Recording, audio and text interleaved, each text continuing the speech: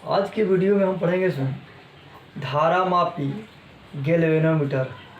तो गैल्वेनोमीटर क्या है तो विद्युत तथा चुंबक के बीच की घटना से एक सरल एवं सुग्राही यंत्र बनाया गया है जिसे धारा मापी कहा जाता है। तो कहिएगा कि विद्युत तथा चुंबक या विद्युत चुंबक की घटना से एक सरल एवं सुग्राही धारा मापने वाला एक युक्ति बनाया गया जिसे धारा मापी अंग्रेजी में कहते हैं गैल्वेनोमीटर। तो गैल्वेनोमीटर क्या है, इस नाम से ही इसका डेफिनेशन मिल जाता है। धारा मापने वाला एक सुग्राही सेंसेटिव क्या है, युक्ति है।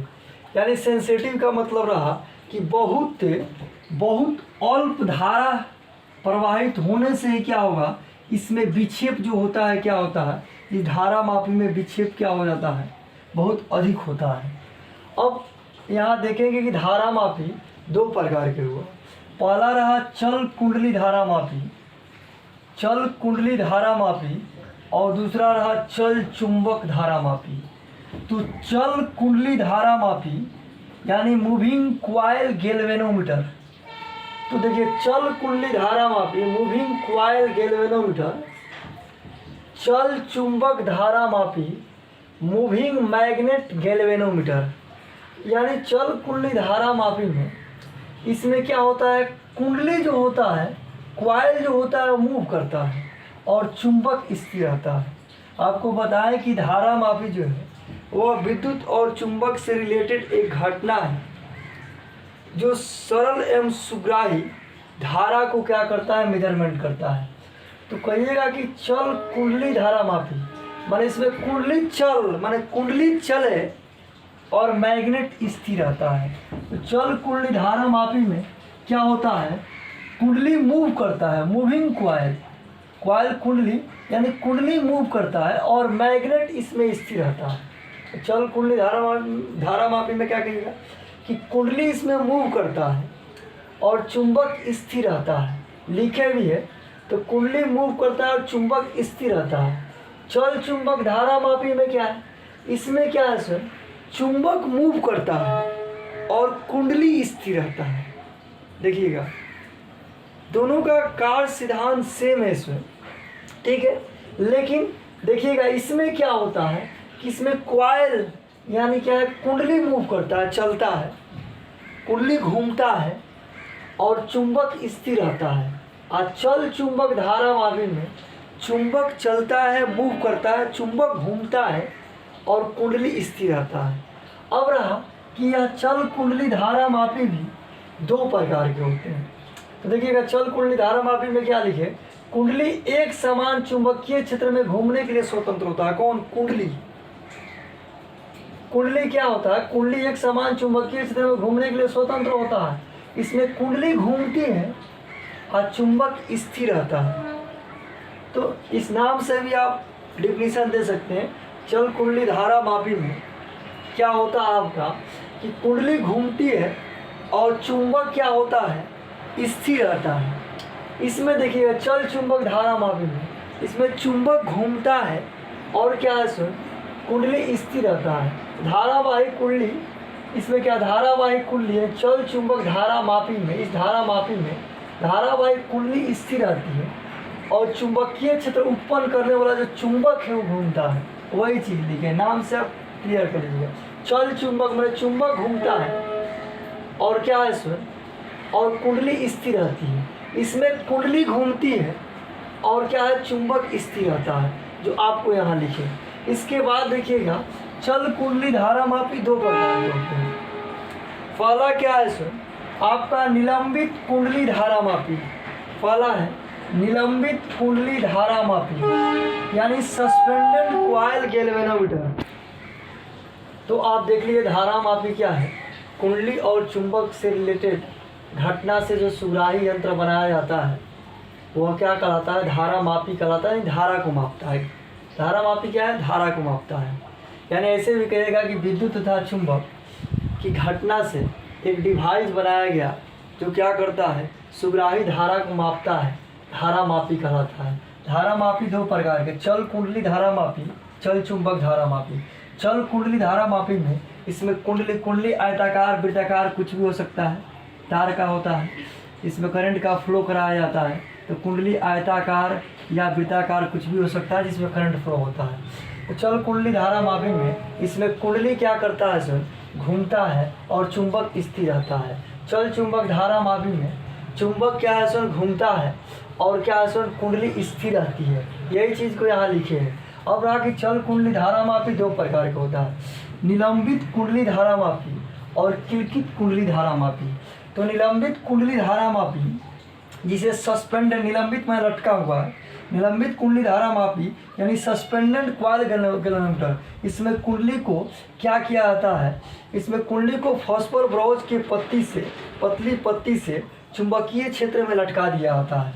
तो निलंबित कुंडली धारामापी में इसमें क्या है, कुंडली को फॉस्फोर ब्रोंज की पत्ती, फॉस्फोर ब्रोंज की पत्ती एल्वाइज होता है, मिश्र धातु होता है, यह मिश्र धातु है, एल्वाइज है, फॉस्फोर ब्रोंज मिश्र धातु है। इसके क्या है, पत्ती से किसको क्या किया जाता है, कुंडली को चुंबकीय क्षेत्र में लटकाया जाता है और कुंडली के विक्षेप को लैंप एवं स्केल संयोजन से मापा जाता है। उसके विक्षेप को आप पढ़े इसमें कि जब किसी धारावाहिक कुंडली को चुंबकीय क्षेत्र में रखा जाता है तो धारावाहिक कुंडली पर एक बल आघूर्ण लगता है। क्या लगता है इसमें, बल आघूर्ण लगता है। किलकित कुंडली धारामापी में क्या होता है कि इसमें कुंडली में दो चूड़ पिवोट के बीच घूमने के लिए स्वतंत्र होती है और कुंडली विक्षेप संकेत तक के सहायता से वृत्ताकार पैमाना ऐसे होता है, ऐसे वृत्ताकार पैमाना होता है इसमें, और उस वृत्ताकार पैमाना पर क्या होता है सुन,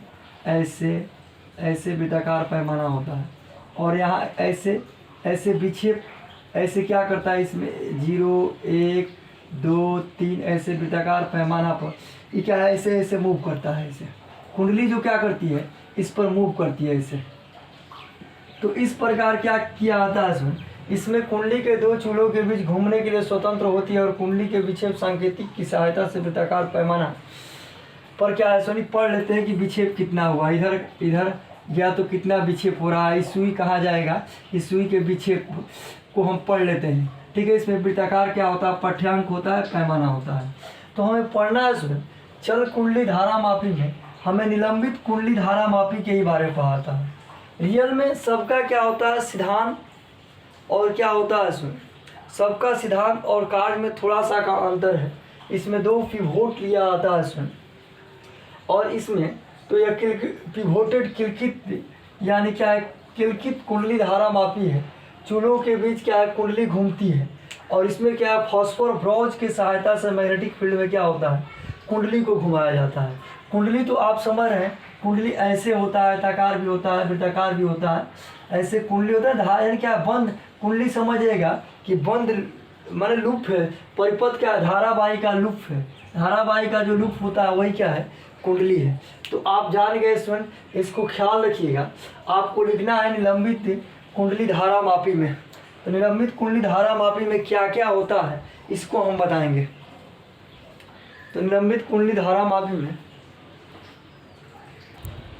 तो हम लोग को पढ़ना है स्टूडेंट्स निलंबित कुंडली धारामापी। तो जितने धारामापी आप देखें सबका सिद्धांत और कार्य एक ही है। तो यहाँ निलंबित कुंडली धारामापी, निलंबित मैंने लटका हुआ, निलंबन। तो आप बताइएगा सस्पेंडेड क्वाइल गैल्वेनोमीटर, सस्पेंडेड में लटका हुआ।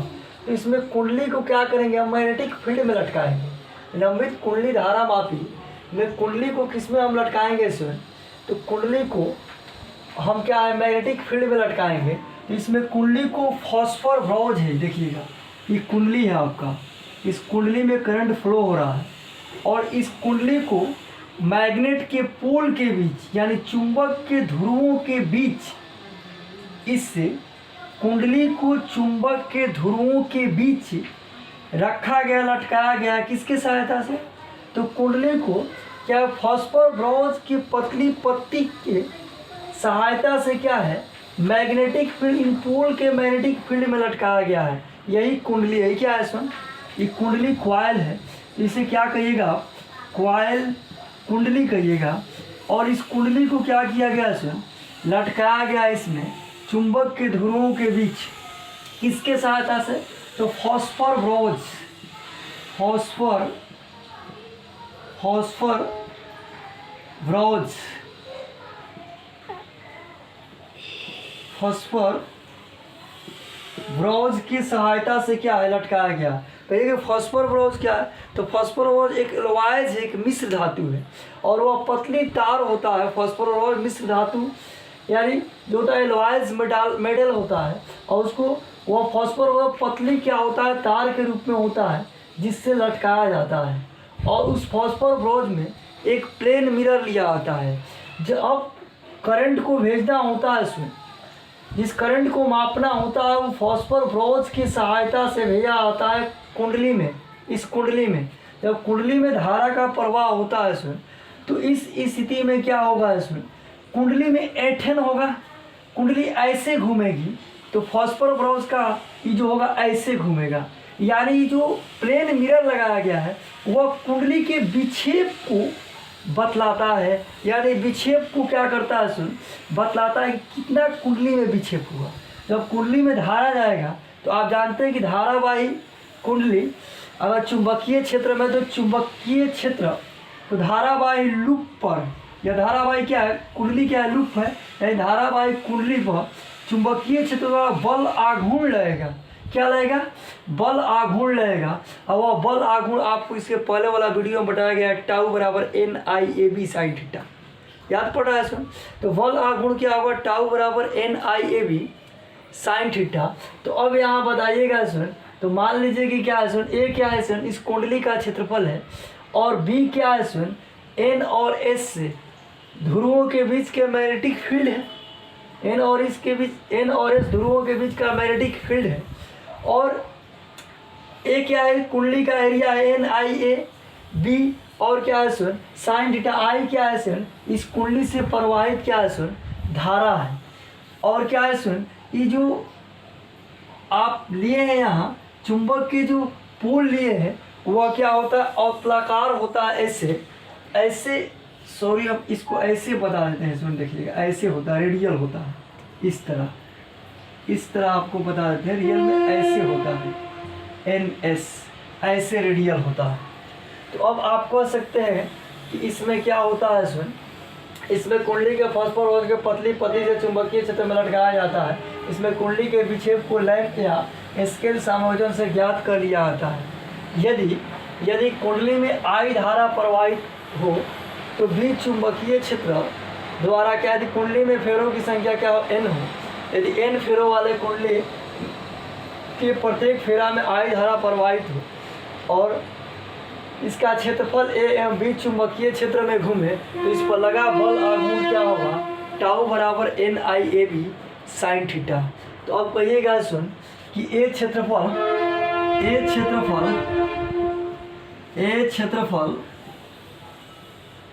तथा N फेरा वाले कुंडली के प्रत्येक फेरा में I धारा प्रवाहित हो तो कुंडली पर लगा बल आघूर्ण, तो प्रत्येक फेरा I धारा प्रवाहित हो जो भी चुंबकीय क्षेत्र में स्थित हो, जो भी चुंबकीय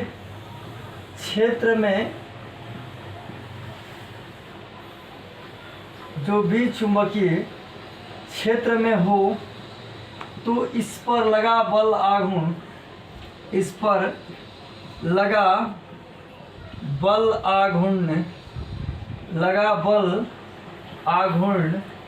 टाउ बराबर क्या होगा? NIAB। आप कैपिटल भी लिख सकते हैं, स्मॉल भी लिख सकते हैं, कोई दिक्कत नहीं है। NIAB sine theta. थोड़ा ध्यान दीजिएगा, जहाँ A क्या है सर? कुंडली को आर्मेचर भी कह सकते हैं। कुंडली या आर्मेचर का एरिया A है और आई क्या है, इस कुंडली या आर्मेचर से प्रवाही धारा क्या है, आई है। और बी क्या है, आपका मैग्नेटिक फील्ड है।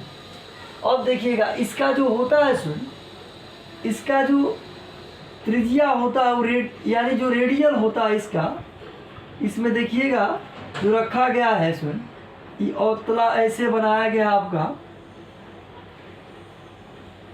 ऐसे दिख रहे हैं ना।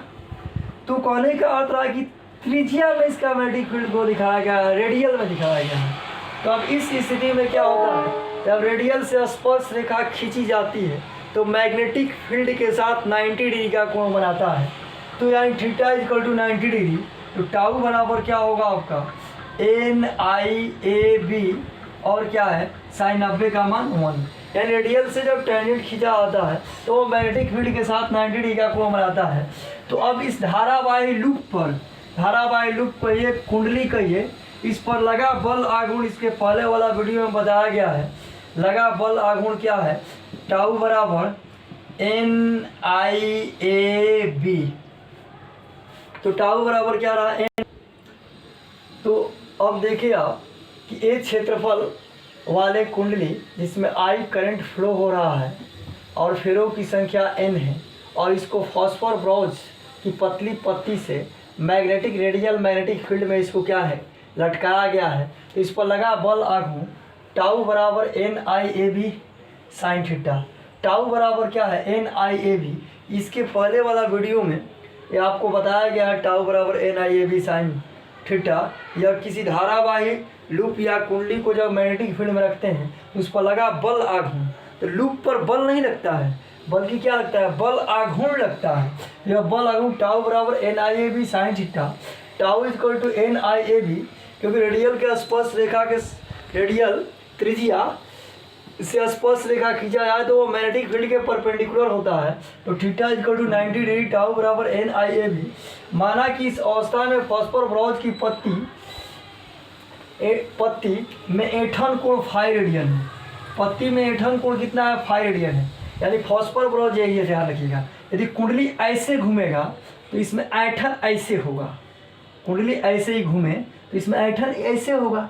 तो क्या कहिएगा सर, उसके विपरीत होगा। यानी कुंडली के घूमने के विपरीत क्या होगा, फॉस्फोर ब्रोंज में ऐंठन होगा, उसके पत्ती में ऐंठन क्या होगा, कुंडली के घूमने के विपरीत होगा। तो माना कि इस अवस्था में फॉस्फोर ब्रोंज के पत्ती में ऐंठन कोण फाई रेडियन है। यदि एकांक ऐंठन के लिए बल आघूर्ण C हो तो फाई रेडियन ऐंठन के लिए क्या होगा, बल आघूर्ण C फाई होगा। तो अब बताइएगा इस बल आघूर्ण को, या इस बल आघूर्ण को यहाँ विक्षेप आघूर्ण भी कह देते हैं, कहीं कहीं विक्षेप आघूर्ण भी मिलेगा। क्योंकि क्या है सुन कि एकांक ऐंठन में, पत्ती के एकांक ऐंठन में विक्षेप क्या हो, अगर फाई से भी ऐंठ जाए, इसे घूम जाए, पत्ती है करंट जाएगा, मैग्नेटिक फील्ड फोर्स लगाएगा तो इसमें विक्षेप होगा। तो एकांक ऐंठन में विक्षेप क्या हो, सर फाई हो। तो एकांक ऐंठन के लिए तो अब क्या कहेगा, पत्ती के ऐंठन में कोण फाई रेडियन, यदि फॉस्फोरस के पत्ती में ऐंठन कोण फाई रेडियन है, तो यदि एकांक ऐंठन के लिए बल आघूर्ण या विक्षेप आघूर्ण, बल आघूर्ण या विक्षेप आघूर्ण C हो तो फाई रेडियन ऐंठन के लिए क्या होगा, C फाई होगा। यानी एकांक में क्या हो सुन, तो एकांक में क्या है सुन, ऐंठन के लिए बल आघूर्ण C है और ऐंठन क्या है, फाई है। तो कुल ऐंठन क्या होगा सुन, इसका मान क्या हो जाएगा, C फाई होगा। एकांक ऐंठन माने जैसे ये क्या होगा, मैग्नेटिक फील्ड में ऐसे बल आघूर्ण लगेगा तो घूमेगा, तो इसमें क्या होगा, ऐसे घूमेगा, तो इसके विपरीत क्या होगा, पत्ती घूमेगा, फॉस्फोर ब्रोंज की पत्ती। तो अब आपको बतला रहे हैं हमें स्टडीज में कि क्या रहा आपका, तो C फाई होगा। तो बल आघूर्ण इक्वल टू क्या होगा, विक्षेप आघूर्ण या बल आघूर्ण। तो टाउ की जगह क्या लिख लेंगे हम, C फाई लिख सकते हैं। तो टाउ की जगह हम क्या लिखेंगे सुन, C फाई लिखेंगे। तो यहाँ टाउ के बदले हम क्या लिखें, C फाई लिखेंगे। तो अब हम आगे आपको बतला रहे हैं सुन कि टाउ के बदले, अब देखिएगा सुन, आपको बताया गया है कि यदि इस अवस्था में फॉस्फोर ब्रोंज के पत्ती में ऐंठन कोण फाई रेडियन है, यदि एकांक में ऐंठन क्या है सुन, C हो, यदि एकांक ऐंठन के लिए बल आघूर्ण C हो, तो ऐंठन होगा तो लूप में जब ऐंठन होगा तो चुंबकीय द्वारा बल नहीं, बल आघूर्ण लगता है। तो यदि क्या कहिएगा सर, पत्ती में क्या है, फॉस्फोर ब्रोंज के पत्ती में ऐंठन कोण फाई हो, यदि एकांक ऐंठन में क्या सुन बल आघूर्ण C हो तो कुल बल आघूर्ण का मान कितना होगा, C फाई होगा। एकांक में सी तो फाई में सी फाई होगा, विक्षेप आघूर्ण या बल आघूर्ण। अब यह क्या है सर, बल आघूर्ण विक्षेप आघूर्ण के बराबर होगा एन टाउ बराबर N I A B equal to C phi.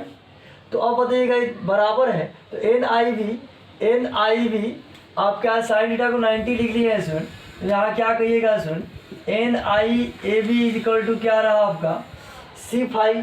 तो अब यहाँ N I A B equal to C phi, I current क्या हो जाएगा तो C phi equal to N A B, इधर बट्टा में आ जाएगा।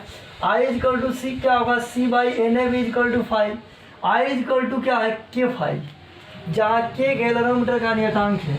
या ऐसे भी आप लिख सकते हैं आप इसके बाद कि यदि आई बराबर क्या होगा स्टूडेंट, ऐसे आप लिख सकते हैं कि आई समानुपाती क्या होगा यहाँ फाई, आई समानुपाती क्या रहा फाई। तो आई टाउ बराबर एन आई ए बी, यहाँ सी फाई, तो आप बताएगा N I A B equal to C phi, I equal to C phi by N A B, I equal to C by N A B phi, I equal to क्या रहा के phi, जहाँ के galvanometer नियतांक है, यानी आई proportional क्या रहा सुन फाई।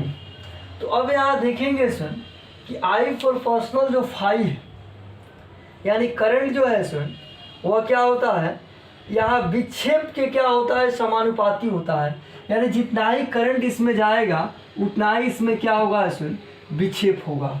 तो विक्षेप पत्ती का जो विक्षेप होगा, जितना ही करंट जाएगा उतना ही क्या होगा सुन विक्षेप होगा। तो के का मान हम निकाल लेंगे किससे सुन, सी एन ए बी से, और उसमें क्या है सुन के गैलोनोमीटर नियतांक है, और उसके विक्षेप से गुणा कर देंगे तो वह क्या होगा करंट के प्रोपोर्शनल होगा। आप देख लिए गैल्वेनोमीटर। अब पढ़ेंगे सुन गैल्वेनोमीटर को आमीटर में बदलना और गैल्वेनोमीटर को वोल्ट मीटर में कैसे बदला जाएगा। ठीक है, तो आप गैल्वेनोमीटर जान गए सुन, धारा मापी जान गए। देखिएगा सुन किलकित कुंडली गैल्वेनोमीटर में ऐसे होता है, वृत्ताकार क्या होता है सुन, ऐसे पिवोट होते हैं, यानी ऐसे किलकित कुंडली गैल्वेनोमीटर में वृत्ताकार पठ्यांक होते हैं सुन ऐसे, और इस वृत्ताकार पठ्यांक के में ऐसे निर्देशांक ऐसे होते हैं सुन। और इसमें जो कुंडली का मूव होता है सुन, जो कुंडली का मूव होता है ऐसे, कुंडली क्या करती है मूव करती है, इसमें वायर होता है। अब किलकित कुंडली में इसका पठ्यांक ऐसे देखा जाता है, इसमें जितना ही करंट होता है इसमें क्या होता है विक्षेप ऐसे तेजी से होता है, जितना ही जैसे ही करंट इसमें क्या होता है सुन कुंडली में जाता है इसमें विक्षेप क्या होता है ऐसे हो जाता है। अगर 1 है 2 है 3 है 4 है 5 है ऐसे 6 7 ऐसे 8 ऐसे हो, तो कहने का अर्थ है कि करंट को ऐसे मापा जाता है। किलकित कुंडली में ऐसे किया जाता है, वृत्ताकार पठ्यांक ले लिया जाता है और इसमें कुंडली से सुई को कनेक्ट कर दिया जाता है, और थोड़ा सा ही करंट जैसे इसमें एंट्री करता है इसमें विक्षेप अधिक मात्रा में होता है। तो किलकित कुंडली गैल्वेनोमीटर और निलंबित कुंडली गैल्वेनोमीटर दोनों का क्या बनावट और क्या सिद्धांत सेम है। ठीक है सर, सिर्फ थोड़ा सा का अंतर है। इसमें क्या किया जाता है सर, इसमें ऐसे वृत्ताकार पठ्यांक लिया जाता है और कुंडली से क्या है सर निडिल सुई को कनेक्ट कर दिया जाता है, और जैसे ही इस कुंडली में करंट का प्रवाह होता है, जितना ही अधिक करंट का प्रवाह होता है कुंडली में विक्षेप भी उतना ही क्या होता है अधिक होता है। ठीक है, तो अब नेक्स्ट हम बताएंगे सुन अगला वीडियो में कि गैल्वेनोमीटर को कैसे आमीटर में कन्वर्ट करते हैं और कैसे वोल्ट मीटर में कन्वर्ट करते हैं। ठीक है, थैंक्स।